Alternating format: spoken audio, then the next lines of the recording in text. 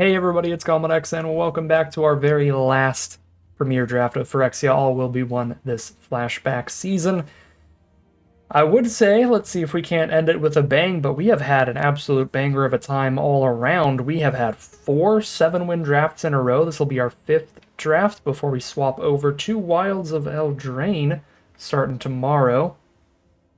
So, I mean, I guess we'll see if we can end with a banger and have 5 7-win drafts in a row, but that would be incredibly impressive. So, probably not the most likely as well. For a pack one, pick one, we've got some great options. Soulfeme is perfectly reasonable if we want to play a red deck. This is a 4-mana 5/4 that can also double up the damage on all your non-combat sources. So Hazard's Blast is shooting everything for 2. All your other red burn spells are shooting for more. So Soulfame's pretty fun, but I really like Armored Scrap Gorger, and you don't really have to build around this card at all to make it pretty good.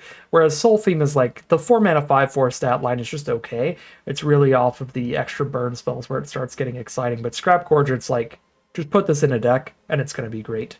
So I'm happy to take Scrap Gorger here. Also, another thing to consider, one way that we could end this draft with a bang, even if we don't end up winning the whole draft with another 7-win run, is maybe we can just do an archetype we haven't played yet. We've done blue-white, blue-red, and then green-red twice in a row. So ideally try to avoid green-red here and do something we haven't done yet. Have not played any toxic decks yet, although I'm really not a fan of the blue-black toxic strategy. We could push towards white with great removal like Planar Disruption. Green-white is one of my favorite toxic strategies. That's where you have a bunch of creatures with toxic abilities and stuff that buffs all of your creatures that have toxic, that make them higher power and toughness in general. I don't mind that. We'll go for the Planar Disruption here. That could be a possibility for us. Pick number 3. Well, it's really not much good going on this pack all around, but certainly not the toxic cards. I don't like Branchblight Stalker much. I think the best cheap toxic creatures are all the white ones. So the 1-mana 1/1 that dies and replaces itself with a 1/1 Toxic Might. The 2-mana 2/2 with Toxic 1 that has First Strike during your turn. The 4-mana 3/4 with Toxic 1 that picks up something and makes another Toxic Might. It's really the white toxic creatures that carry the green-white toxic strategy, and you just support with good green spells. I don't think Branchblight Stalker is really any good. It's just too low toughness.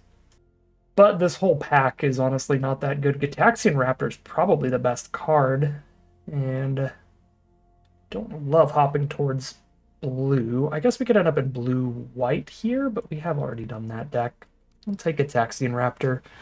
Just take the best card in the pack. I think that was a little bit of a miss overall. Pick 4 Drown and Ichor is the best card by a lot. 2-mana -4/-4, so punches above its weight class. Your 2-mana removal spell can clear out 4, sometimes even 5-mana creatures. You also proliferate, which helps with any toxic strategies. Get some extra poison on your opponent, or if you have oil counters on the board on something like Scrap Gorger, you can add to those as well. So Drown's pretty great here, and for now we've just taken pretty much the strongest card out of every pack. We'll just be one toe deep into every single color and pick our color later as we see what tends to be getting past the most. Pick number 5. This is a pretty bad pack overall. Super filler 6 drops, some filler 3s. Incisor Glider might be the best card towards black-white toxic. Really, black-white corrupted is the archetype you're trying to get to your opponent to at least 3 poison counters, and then all your cards like Incisor Glider get better. It's pretty reasonable for that deck. It's a good go-wide strategy. You have the Might tokens for little 1/1s to buff up. I think Glider's the best card in this pack, but that's because the pack as a whole is pretty weak. Not that Incisor Glider is super exciting. Pick number 6. All right, black is very open, and Anoint with Affliction here, pick 6. Although I suppose this must just be one of the strongest packs that has been opened up, because there's also Oil Gorger Troll if you have a lot of permanents with oil counters on them. This is a very solid little card draw spell in green. And the Anointer as well, if you have a bunch of permanents with oil counters on them, can do a good chunk of damage. But Anoint with Affliction here, we go with our Drown and Ichor. Whatever we're doing, it's going to involve some cheap, efficient black removal spells. Again, I am kind of assuming going into this that you've seen the other drafts we've done this flashback season, but if you haven't, this is a very, very aggressive draft format. You want A lot of cheap creatures, a lot of 2 mana creatures, some threes, even 1 mana creatures ideally. So the really cheap removal, even like Anoint with Affliction that can only deal with mana value 3 or less creatures, is still excellent because everybody's running tons of mana value 3 or less creatures. Pick 7, black remains great. There's a 2-for-1 Testament Bearer. 4 mana for a 4-1. It's only got 1 toughness, but it pays off for that by making sure that whenever it dies, it draws you another card anyway. So even if it dies into anything like their 2 mana 2/2, their 1 mana 1/1, you're up a card in the exchange, even if it costs you some extra mana to get there. Good card draw off the Death Trigger. Love me a Testament Bearer. Pick 8, Anoint with Affliction. Wide open black in this draft pod. So basically, no matter where things go from here, we are guaranteed to be playing a different deck than we've done so far, considering we have not drafted a single black deck on this flashback journey. Pick number 9, Duress is pretty bad in a set this aggressive. So many creature-heavy decks where that can just miss. I do not like these sacrifice lands, the spheres, in a set this aggressive either. The downside of playing a tap land is pretty massive. The upside would have to be huge, and it's honestly not that big, especially when games can often end before you even have time to sack that. Like, you basically never do that unless you're completely out of spells. So we'll just take a random Meld Web Strider for like a blue-black controlling strategy. As a surprise blocker, here's a Pestilent Siphoner. If we end up on a toxic-heavy deck, this will help us get the first poison counter, the first couple out, pretty easily. Not the greatest card ever. It's very small for the mana cost, so you can just get overrun by aggressive non-toxic decks like green-red and blue-white and stuff, because your little toxic creatures are too small to block and trade off well. But it does get your poison rolling when you have important synergy pieces on that front. Here's Experimental Augury. Maybe I will be playing my least favorite archetype in the set here. The blue-black, poison your opponent and try to proliferate the poison kind of strategy. Because these seem like the most open colors. I mean, black 100% for sure, but to an extent the blue as well. Our pack 2 has no good uncommons, no good rare, so no huge sense of direction can be gained out of this pack. It's a pretty big bummer too, because the black spell's quite filler, the Fleshless Gladiator. The blue spell's incredibly filler, just a blue combat trick. I kind of feel like I have to speculate on this pack onto like a Volt Charge, or maybe one of the white toxic creatures like Flensing Raptor, or Duelist of Deep Faith. We did not see basically any red getting past. I feel much more likely to end up in white than red, so I'm going to speculate on one of these white spells here. 4 removal spells. We got 2 2-drop creatures. Flensing Raptor's not that exciting on a Pestilent Siphoner, but on like a Duelist of Deep Faith or something, it's pretty good. There are other cheap like 2-mana toxic creatures like Plague Rats in black we could get. I'm going to get Flensing Raptor. I think it has higher potential than the other creature. Alright, maybe we get to be black-white corrupted here. We see an Annex Sentry, which is a fantastic card. This is one of my favorite uncommons in the set. There's a 4 Mirrodin mechanic where your equipment come with these 2/2 tokens.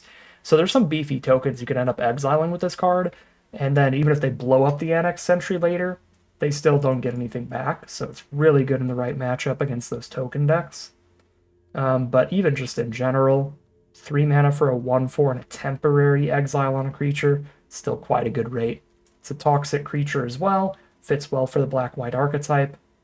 Happy to take it. Pick 3 now. It's a little awkward. Feels like there were too many good black cards getting passed too late, and somebody directly to our left started scooping up the black as well, because there's not a single black card left in this pack, so somebody with only 2 picks took a black spell. Because this set came out before play boosters. This was in the era where every pack had at least 1 card of every single color in it, and now there's no black spell. So we know somebody took a black spell here. That said, a perfectly fine spot to take charge in the mites. I think it's a little too late to speculate towards red, taking like Hexgold Halberd, but that would be the best card if it wasn't that late. Wow, pick 4 Evolving Adaptive? Dang. I mean, I'm 1, 2, 3, 4, 5 cards deep into white and 1 card deep into green. So I'd have to have astronomically bad white spell in this pack, I think, to justify taking Evolving Adaptive. And Basilica Shepherd is actually a reasonable finisher for toxic strategies. 3/3 flyer plus 2 of those Phyrexian mites get a nice wide board state. Help you crack through for the final couple points of damage. Pick number 5, Testament Bearer and Incisor Glider are both very reasonable. We really do need critical mass of 2-mana creatures, which might get us closer to the Incisor Glider. What we do have in this deck, actually, that can help make up for that is 4 2-mana removal spells already. So with all of that in the bag, we could actually lean towards the Testament Bearer here, using a bunch of removal. I'll actually go Testament Bearer on this one. Pick number 6, another Basilica Shepherd, a great way to top off our curve. I'll take that over Testament Bearer. Number 3. Pick 7. 2/4 Menace, Toxic 2. Seems like we're more of just a general go wide, maybe try to corrupt our opponent deck than a deck that's trying to finish them off with Toxic, so I'd rather just take the 1 mana 1/2 Flying Vigilance. Great stat line for the cost, gets us on the board super early. Reasonable combat tricks with how aggressive the set is. Or the Bone Picker Scourge, which is super bad unless you corrupt your opponent, in which case it's pretty decent. I still don't think I'm quite at the level where I can consistently corrupt my opponents. I almost think I'd rather take Conviction. I'll still take Scourge, though, just in case, but it'll probably have to get cut. Pick 9, Fleshless Gladiator. There's still a Volt Charge. Pick 9, jeez. Yeah, I mean, maybe I just misread the Signals pack one, but this has been a little bit of a strange pack. We saw Volt Charge. We saw the 3-mana 3/3 Vorak thing relatively late. Certainly too late to bounce back around now, but don't love the way things are looking here. Yeah, still an Oil Gorger Troll, but we'll take the Enforcer and likely cut it. Yeah, Furnace Strider, pick 11. I guess it could just be a draft pod with a lot of players with different card evaluation than myself. They just value different cards above those. All right, pack 3, pick 1. Probably Blight Belly Rat. Not what we want to see out of our pick 1s. Our best pick 1 ended up being a Scrap Gorger, and then it was 2 packs with just very mediocre rares and uncommons. A second Scrap Gorger would be great if we did end up in green at this point, but this is basically another blank rare and uncommon pack.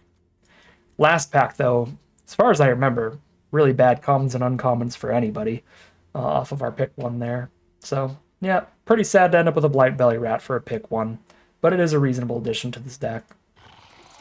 Pack 3, pick 2. Planar Disruption is obviously great.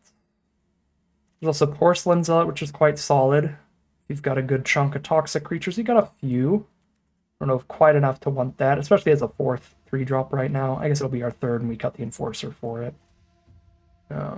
2 drops are incredibly important. Got to keep that mana curve low, and we're currently only on 5 creatures at 2 mana or less. So I'm pretty high on Duelist of Deep Faith.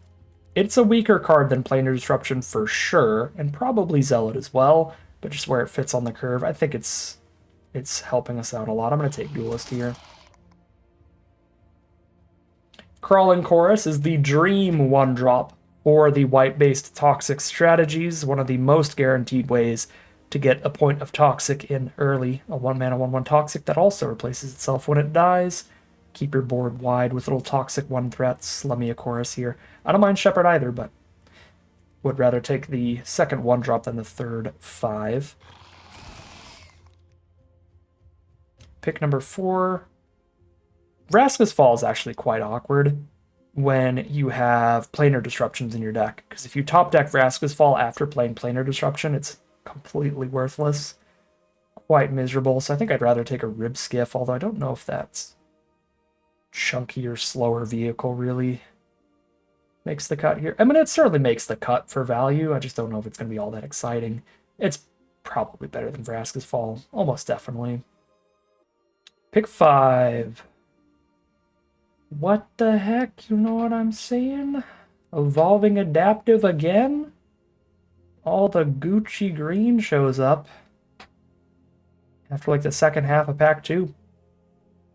Should have just stuck green. The weird part about it is like all the great green stuff we've seen has been like double Scrap Gorger and double Evolving Adaptive. It's all been just like beefy creatures in general, so it wouldn't fit particularly well for green white or green black anyway. We would have to play like one of these color pairs just focused on non-toxic creatures, which is fine by me. I think the toxic strategies are generally worse than just the beefy creatures in general kind of strategies. Okay, I've got Glare, Disruption, Double Anoint, Drown. Got 5 removal spells even if I don't run Charge of the Mites. 6 if I do. I think I can take a second Shepherd here then. Sorry, a third Shepherd. Yeah, I get another Annihilating Glare, pick 7, so I certainly could do that. Pick 8. I don't know if I'm going to be able to run a 6-drop, but it's certainly better than the Basilica Skull Bomb. Pick 9, another Testament Bearer. I'd rather be on triple Testament Bearer than 2 of those and 1 Enforcer. I mean, we have the curve out combo with Enforcer. It's Enforcer on 4, and then turn 5 Basilica Shepherd. That's 2 artifact tokens off Shepherd, and then boom, that's a 4/4 Vigilance, but still think Testament Bearer is better.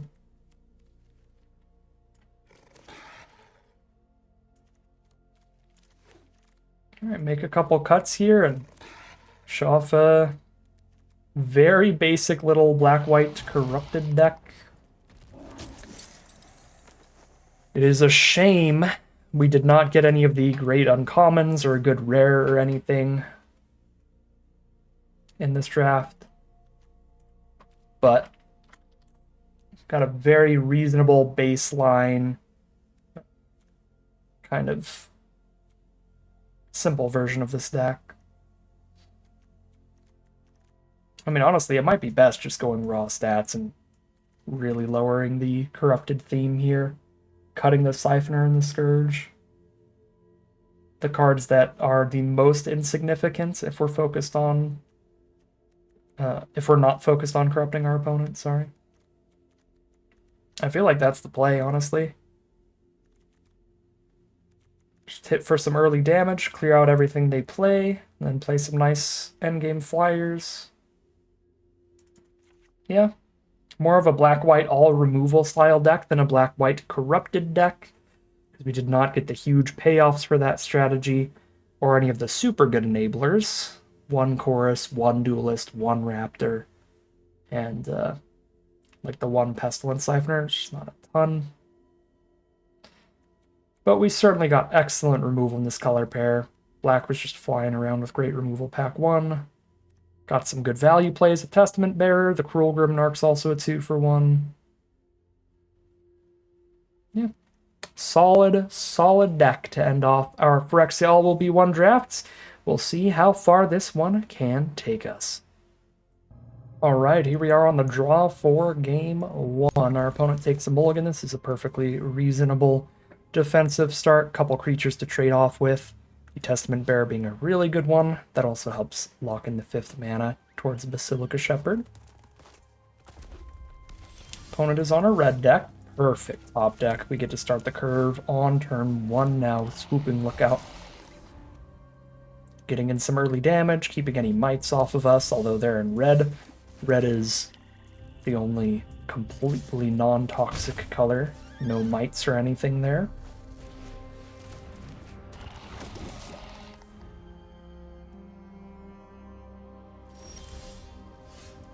Alright, their mulligan did not work out perfectly for them. They are stuck on Mountain. Past the turn on turn 3. We're just gonna Phyrexia All Will Be One them, which is just curve out, punish rough openers. Oh my god. Okay, we misclicked. That was not the all attack button.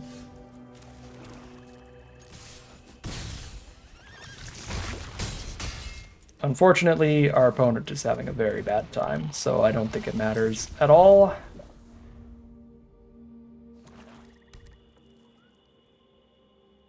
Let's see what they got.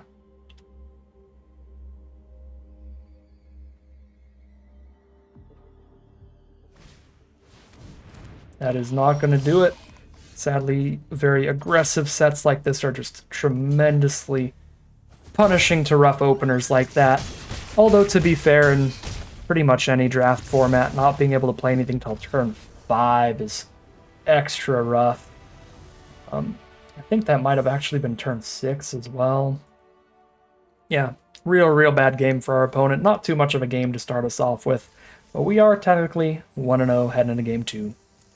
Alright, here we are for game number 2. We're on the draw with 3 plains and 1 white spell. 3 black spells. So if we don't top deck a swamp here, we're going to have some pretty big issues, especially in a set this aggressive. If we find it, this is a very reasonable hand. Turn 2 Duelist, turn 3 Anoint something, turn 4 Bearer, and so on. But I think there's too much risk in this hand for a set like this, so I'm going to take the mulligan here.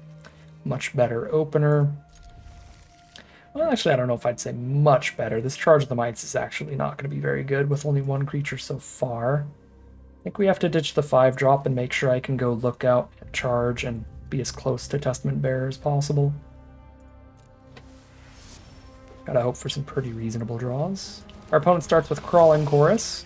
They better have some cheap removal in their hand, otherwise Swooping Lookout does an incredible job against the Might token strategies. There's Dune Mover now.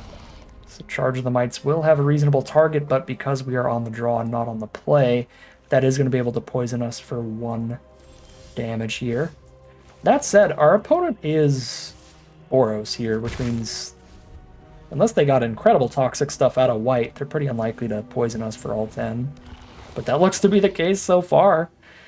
Just a bunch of great toxic creatures out of white, and then maybe some Volt Charges to proliferate, I guess.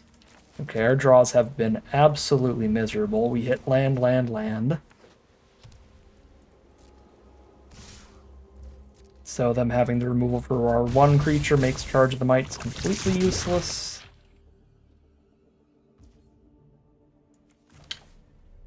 I might have to just run it out here because of how insignificant it is for a while. Yeah, I think I just need to take the Might tokens from it. Get a little poison on our opponent. Well, that actually works out pretty well that I did that, because now I have sacrificial fodder for this Annihilating Glare to happen as quickly as possible, but for now I'm going to drop Testament Bearer.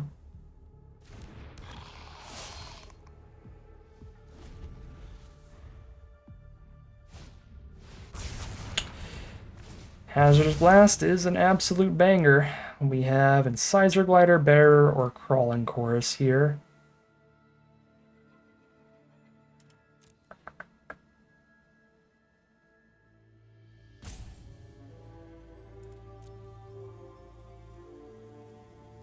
I think I'm just going to have to tap out for Annihilating Glare on Sentry next turn. And after that, Bearer's probably the best future play. But I think we're just dead here. Because they just need 1 more removal spell to kill us on board. Preemptive GG from opponents. That's definitely removal in hand, yeah. Double Annex Sentry. Alright. That is just the way the cookie crumbles. We were forced into a mulligan and then we drew very poorly. And this is a set where you do get heavily punished for not having the cheap creatures on your curve. So all it takes is a couple bad draws and the game's completely over. That is 1-1 heading to game 3. Alright. Okay. We ball. I'll keep this. Turn 1 Crawling Chorus and then pray to draw our 2 drops. I mean, you could tell during the draft how much a big deal I was making about the mana curve, trying to make sure we had enough good 1s and 2s. It is very important in this format, as we saw last game. And then even during the deck building as well. But sometimes even with a good chunk of them, you're just not gonna draw them. This could be real sketchy. Yep. Mono blue from our opponent, though, so they're not going to put too much pressure on us. Blue, the weakest color in the set, often the least aggressive, but even the good blue decks, the ones that I actually like, are basically the aggressive ones, the artifact-focused aggro ones with a bunch of Eye of Malkators. you want to see a couple of those in action, check out our first couple flashback drafts earlier this week.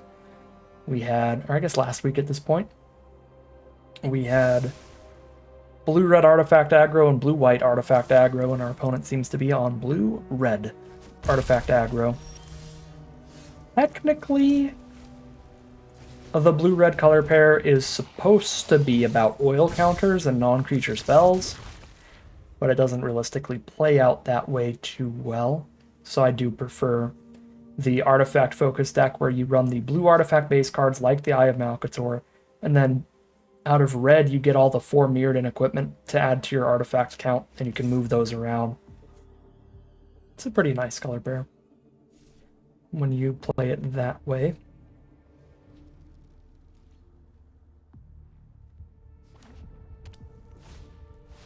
Gitaxian Raptor. You big roadblock. Still just trades into a Testament Bearer, but it does keep Crawling Chorus off of us.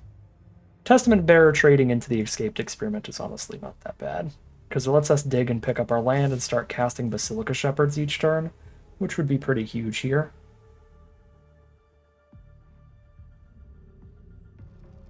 So we're kind of just happy for Testament Bearer to die, no matter how big the creature's trading with ends up being. Yeah, sure, I'll trade with the 2-drop to do my digging, be up a card here. Well, we certainly got the mana.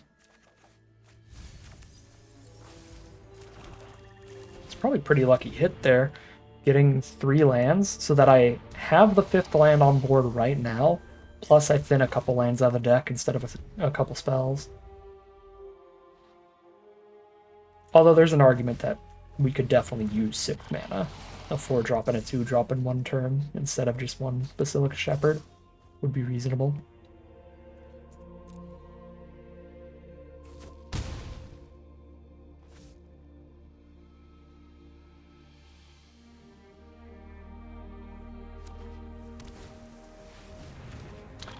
You know what's wild? I don't think I've drawn... Look, I drew my Annihilating Glares, but I haven't drawn any of our, like, 5 2-mana removal spells in any game yet. That's kind of absurd to think about. Gitaxian Raptor would be a 1-for-1 trade into the Shepherd. If they make it a 2-3, it's still a 1-for-1 trade off a double block. I mean, with a second flyer, I don't mind it.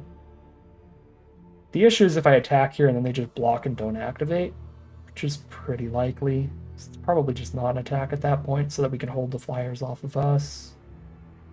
Instead, let's do some digging. Let's go Ribskiff plus Duelist.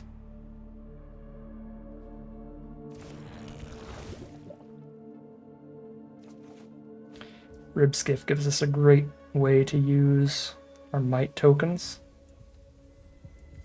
I can disrupt and actually get some flying damage in. Yeah, let's jam. We found one of our 2-mana removal spells.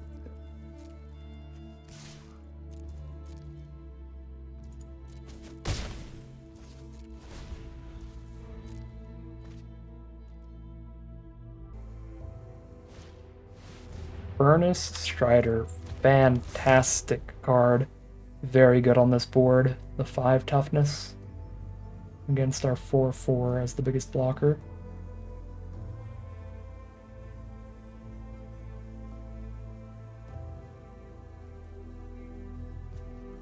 We have to take the menace damage as well. Oh, they missed their opportunity to haste it. Or they're just saving the oil counters? If they're actively saving the oil counters, that's kind of terrifying.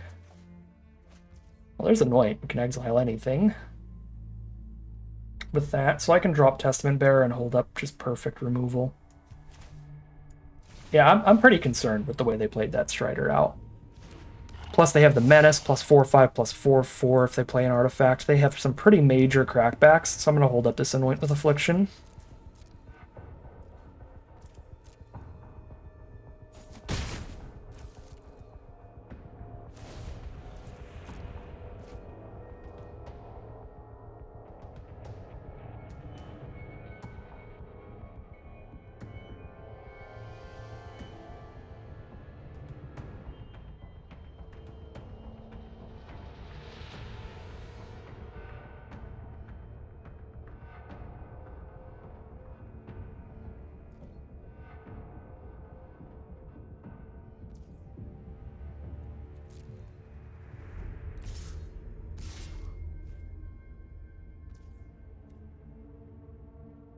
Okay.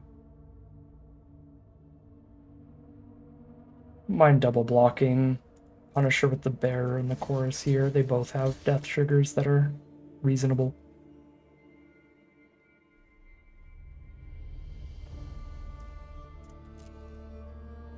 When any funny business happens, we still have the Anoint at the ready.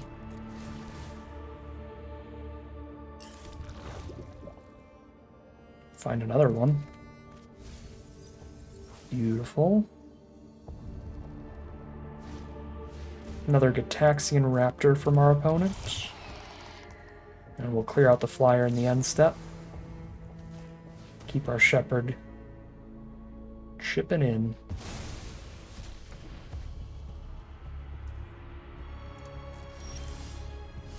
Seventh mana allows us to cast the Shepherd and still have Anoint with Affliction ready to go.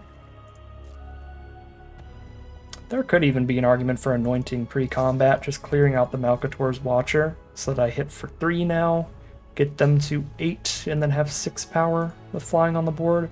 It's still not technically a 2-turn clock. Well, no, I'll definitely anoint. Just counter the combat trick, stop them from drawing a card off the Watcher, stop them from drawing a card off the trick.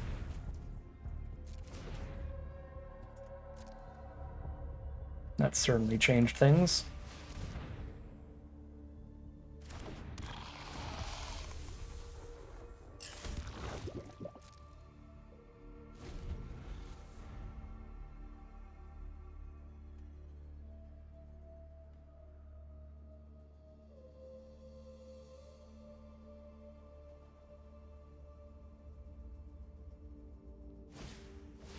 Brask's Anointer, 2 damage to any target.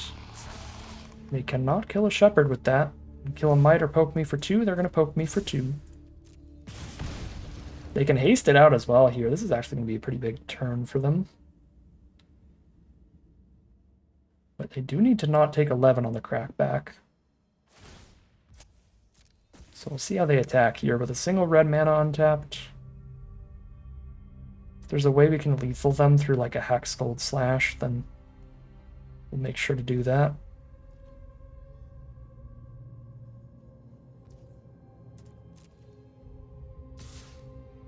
Send an Anointer, send an Eye of Malcator. So they can't kill us here. There's nothing they can do for a single red to deal 3.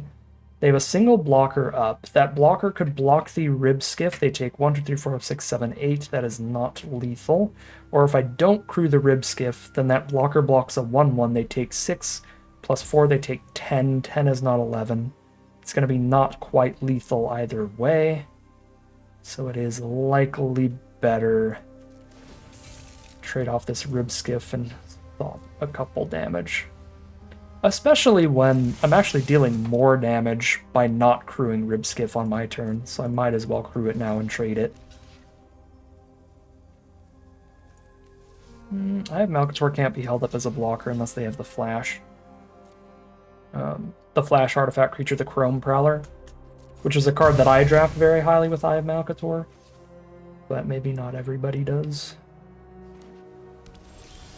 And even if they have it in their deck, they've got no cards left in hand right now. At 7 life, how do they win this? How do we lose this? They top deck an artifact that's also a removal spell, I'll be done on the crackback. I mean, 2 blockers up. Yeah, we jam all. We jam all and just cast both of these.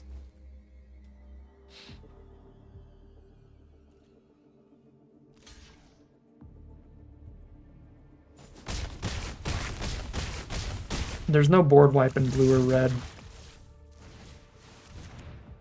I could be wrong. There could be a rare or mythic that I don't remember. But the only one I can think of is the Hazardous Blast, which does not kill all the biggest creatures I have here. Just kills the mites. And then they lose on the crackback.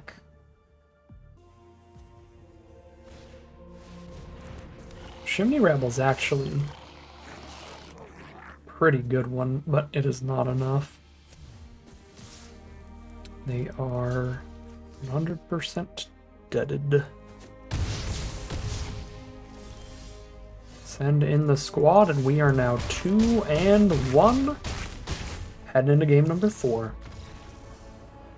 Technically poisoned them out at the same time they died, too. Alright, here we are for game number 4. Our curve starts at 4 mana. And then we have a 5 mana removal spell and a 5-drop creature. That's gonna be a mulligan in Phyrexia. Much better curve. 2-drop, 3-drop, 5-drop this time around. Goodbye. 6 mana spell. Playing against a fellow white player. I expect to see some little toxic creatures and mites and stuff. Oh, not out of Boros. Boros, I expect to see a lot of equipment, and Mandible Justiciar is great in that deck because every time they play a 4-Mirrodin equipment, it gets the buff. I'm actually going to lead with the Fleshless Gladiator. That way I can block and trade with Justiciar even if they run out an artifact this turn, like a 4-Mirrodin equipment, because it's pretty important to get the Justiciar off the board as quickly as possible. Actually hold it off of us. Yeah, I am more than happy to block if they declare the attack here. Snap block. Get that out of here. And now our Annex Sentry is incredible. It's just great in this matchup. Crawling Chorus doesn't do too much if they are more focused on the artifact and 4-Mirrodin side of things, but we did see the last Boros player we played against was actually running quite a few white toxic creatures, to the point where we technically did get poisoned out, although we would have lost to regular combat damage a turn later that game regardless. There's Chimney Rabble, the cream of the crop, premium common, one of the best commons in the whole set. Luckily, that 4 toughness booty on the Annex Sentry just putting in work there. But now they can make the Rabble a 4-2 to get it in with their Batter Fist.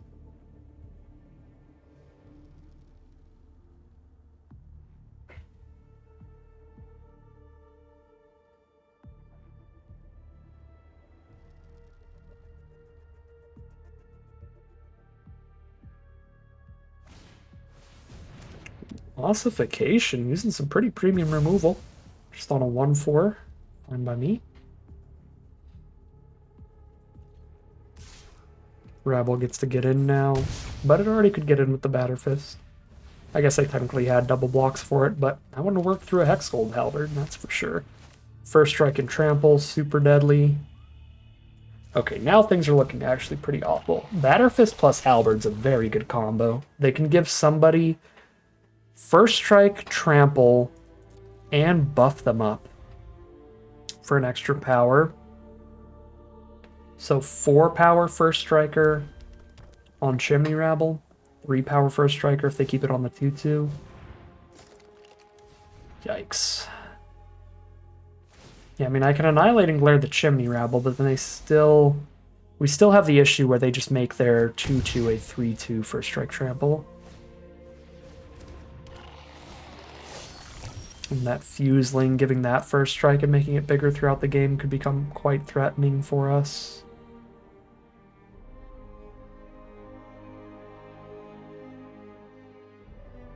Don't think I need to corrupt my opponent badly enough to annihilate the 2-2. Trying to get these mites in. That sounds bad. I think I do have to hit Chimney Rabble, and then we're really worried about the Exuberant Fuseling.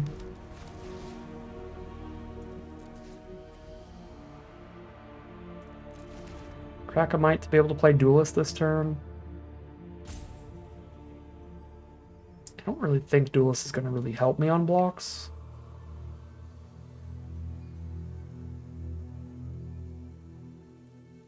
I guess their board is wide enough, it will. Yeah.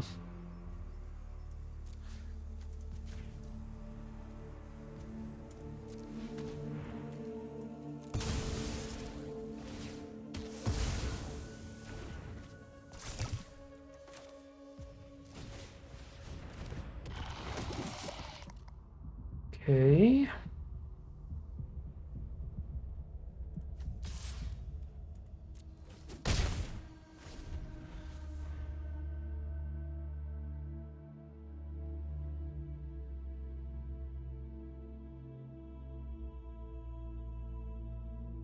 We are each playing off the top now. Their top deck is the second Chimney Rattle. Yeah.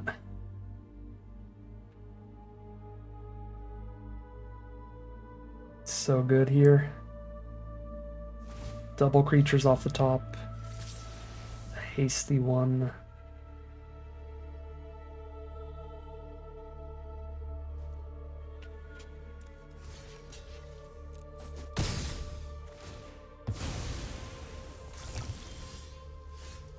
We are flooding.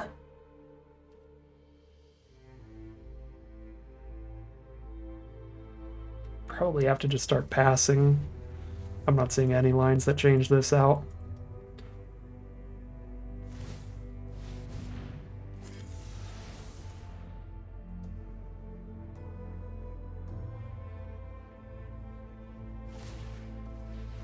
Yep. Halberd Batterfist is sick. I'm actually very happy they're letting me kill a Fuseling here at least. They might have top decked the +2/+2, put 2 charge counters on it card, in which case I lose no matter how I play it.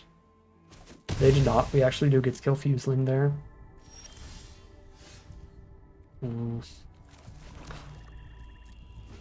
Starting to get to extreme flood levels. Definitely by Phyrexia will be 1 standards.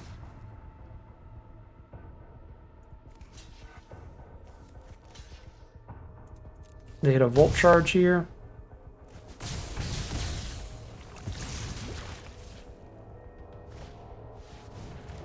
Cackler. Alright. 6 spells, 8 lands. Not a horrendous flood, but they certainly had some higher quality stuff hitting us pretty hard here. Double Chimney Rabble and the real MVP of the game, the Hexgold Halberd, giving that first strike. Absolutely devastating. That's going to be 2 and 2 heading into game number 5.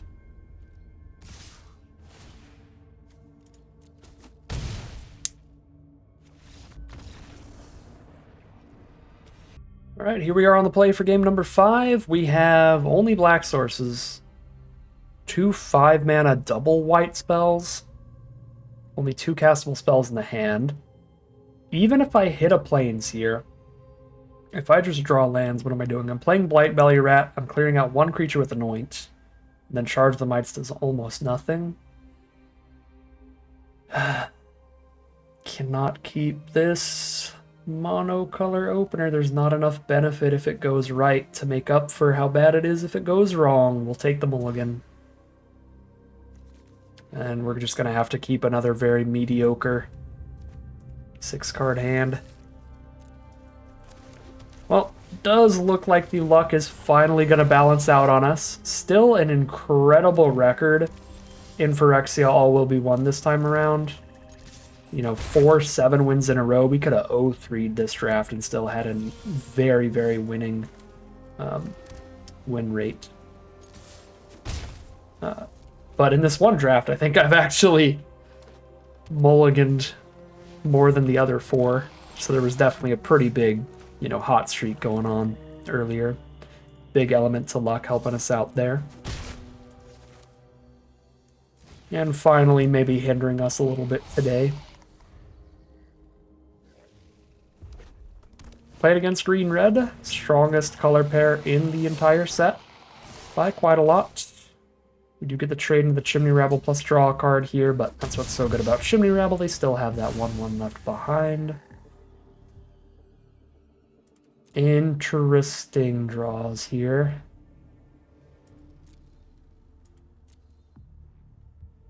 I have a Planar Disruption already.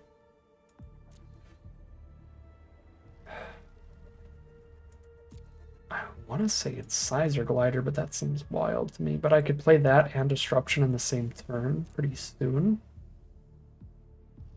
I don't think I want 5-mana removal like Glare. Charge also needs a lot of creatures on board. I drew another removal spell, so I think if I knew I was going to top deck Anoint, it would basically just be objectively correct to take Annex Sentry. We just know we're hitting another removal spell.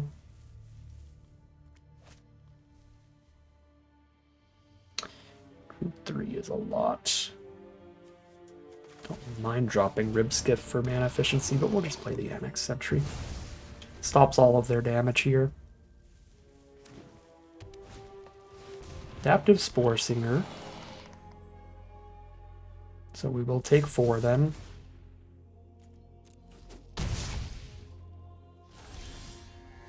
Find another Annihilating Glare too? And I really made the right choice, I guess. Swooping Lookout, major MVP. Rib Skiff it up this time.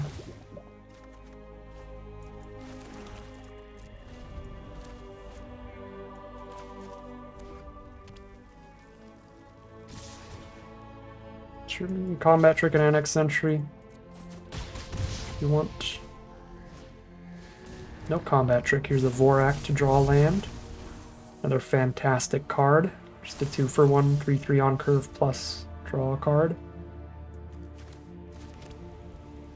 Color Imbalance coming in hot.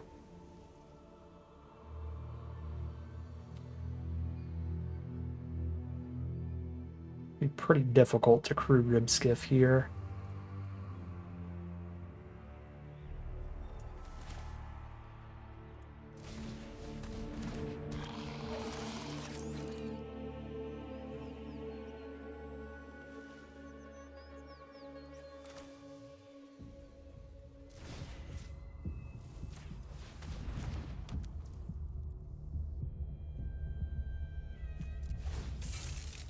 I think it's really worth it.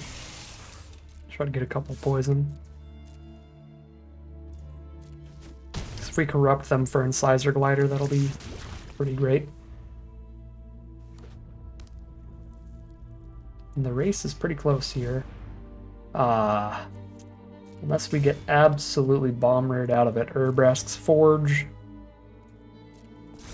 1/1 Trampler this turn, 2/1 Trampler next turn, 3/1 Trampler after that.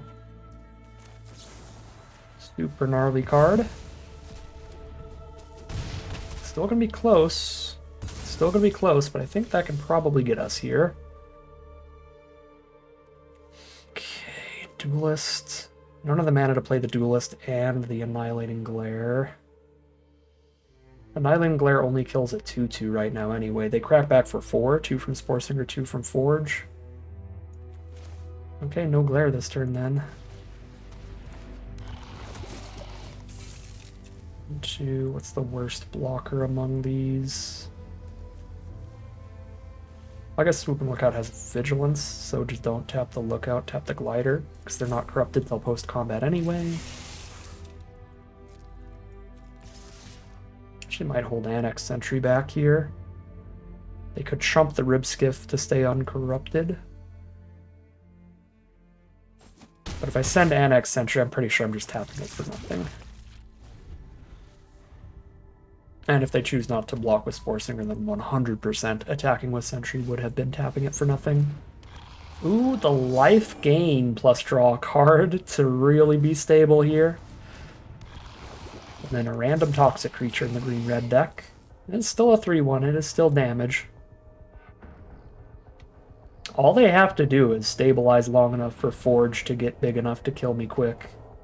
And they're doing a reasonable job at it. Now, we are hitting them for 4 in the sky every turn right now. So, can theoretically kill them in 2 hits if I get just 1 point of damage in on the ground.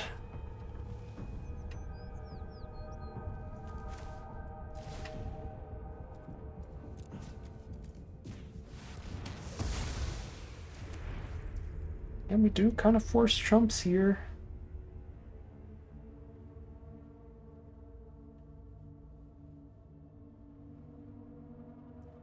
Force a trump takes 6 on the crackback.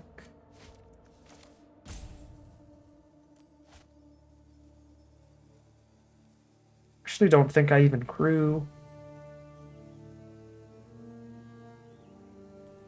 I guess if I don't crew, I technically put them to 1. They could choose not to block if I don't crew. 1, 2, 3, 4, 5, 6, 7, 8, 9. Oh wait, no, they still have to block 1 creature. They could block the 2/5 with both of these and actually kill it. then they take 1, 2, 3, 4, 5, 6, 7. I think that's still good. I think this is attack all. No crew.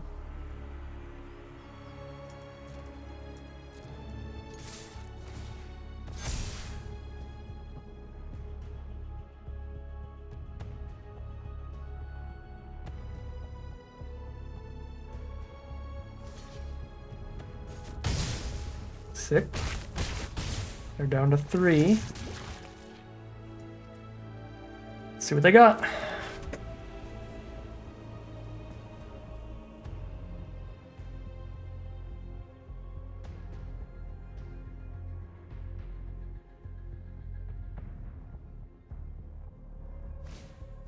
Molten Rebuke, sure. Take 6 on board. They have exactly enough to do Rebuke plus Volt Charge our face, but they don't have the Volt Charge here. So only hit us with the Trampler. Blight Belly Rat is the draw. Can force Chump. Dead to them top decking a burn spell.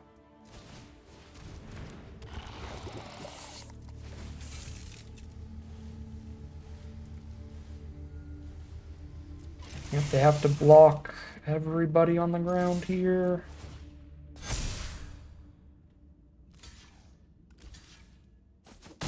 I guess it was already forced block if I didn't crew, but by crewing it's forced chump. And then Chimney Rabble off the top, can't make it up. 1 single damage off, we might have missed a point somewhere there. Crazy close game for against a great rare like that in an all commons uncommons deck, but luck had to catch up to us at some point. As I said at the start of the game, I mean, we already had a mulligan to a pretty mid hand against the best archetype in the set. Still got super close. Alright. Might be good, might not. Turns out it was not, but I think you could kind of gather that looking at the deck. We had some excellent removal for sure. Certainly some mediocre filler removal like Glare and Charge the Mites. Some mediocre filler creatures like Fleshless Gladiator. I think that was it for like super mediocre creatures. I guess the Grimnark as well is pretty expensive. Everything else in here is like a quite solid core to the deck. I think the only thing that like really would have helped astronomically is like actually getting some power in here, opening up a great uncommon or rare for this strategy, but we just got rewarded with absolutely nothing out of the packs that we opened up, which was pretty awkward. This was a relatively low power level draft pod. In terms of anything bomby, any really impactful plays, the best stuff that we found was great cheap removal getting passed around decently late to us, as well as some good early green creatures. So with perfect hindsight, the best deck we could probably draft here would just be like green-black beef, couple Scrap Gorgers, couple Evolving Adaptives, the triple Testament Bearer, and a bunch of black removal. Would have been a perfectly reasonable deck, but not a super synergistic one, not a super powerful one. I don't really think this draft pod had quite as high power available as a lot of the others, and I don't think we had just a great seat for drafting any kind of commons, uncommons only style strategy. I think my favorite common, uncommon only decks are just the raw power level curve out decks, which the best of those are like green-red and red-white, blue-white. I guess we probably could have ended up like blue-white artifacts here. Don't remember, I didn't look super heavily on blue. But I really wanted to do something different. All we did was blue decks and green-red decks. Sadly, just didn't open up any support for this, even though the colors were decently open, enough to get great late removal, solid great late-game creatures. Again, a perfectly reasonable core to the deck. It's just missing that spice on top, that zest, to get it all the way to a very solid deck. Instead, a very, very mediocre, very average deck here that is unlikely to take us the full distance. I do think it underperformed a little bit, We had a lot of mulliganing going on today and a lot of pretty awkward draws, but I don't think it could do much better than this on average. It's probably like a 3-3 perfectly average deck. But 2-3 for today's record, it shall be. But that is going to end today's video. As always, I'd like to thank my patrons and YouTube members for their support, as well as you for watching the video. If you enjoyed it and are interested in seeing some more, you can always like, comment, subscribe to tell the YouTube algorithm send some more in your recommended feed. If you'd like to catch me live, you can check out the Twitch channel in the link in the description below, and if you'd like to support the channel directly, you can check out the Patreon link in the description below. But other than that, as always, thank you very much for watching, and I'll see you again soon for some more Magic Arena.